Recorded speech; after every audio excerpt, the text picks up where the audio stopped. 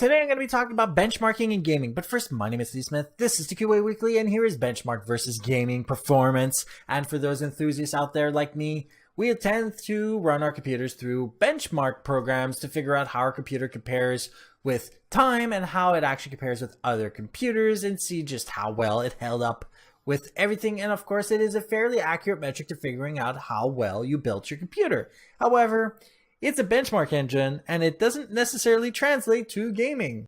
So first, let's talk about those benchmark engines. Those engines are nothing like games that you are used to. They push all the highest settings to figure out what your frame rate would be if you just cranked everything to the ceiling and then tried to force your computer to game on these specific settings. Of course, there are other kinds of benchmark programs to test the CPU, but we're going to be focusing on the gaming ones. And in those cases, it's a fairly good way of figuring out how well your computer can handle higher resolution, higher tessellation, higher everything, but that is not necessarily how everything works. So in other words, that is a synthetic test that offers an in theory idea of how your computer should perform. Second, and why do I say in theory?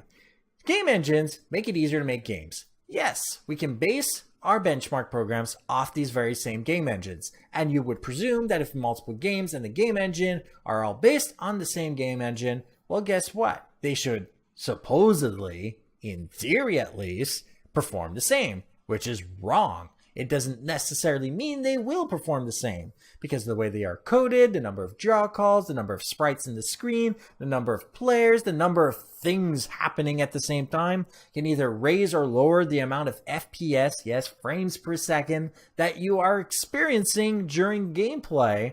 And therefore you either have a lot more or a lot less frame rate than that benchmark program said you would have. So that's only a synthetic test, and it only offers an in theory idea of how your computer is going to perform. And since benchmark tests use maximum settings, and most gamers don't use the maximum settings, the game itself may actually run faster than the benchmark would lead you to believe because of the way that games allow users to configure the game, as well as having default settings that may even be variables set by the developer himself or herself that actually decided that based on this kind and this kind of hardware, those are the different kinds of settings. Not to mention that benchmark programs often take advantage of every kind of SLI and crossfire configuration, whereas game developers may either only support a few of them or ignore them outright. Therefore, higher-end computers could actually suffer as opposed to being better depending on which game title we are talking about. Therefore, benchmarks only serve as an accurate means of comparing your computer to other computers and to give you an idea of just how well it is built. However, the game performance itself will obviously depend on your computer and the game and their relationship and all of the different settings that it has set. Therefore, you basically know why benchmarks don't offer any accurate information whatsoever for you. They are cool though, to see how well you built your computer.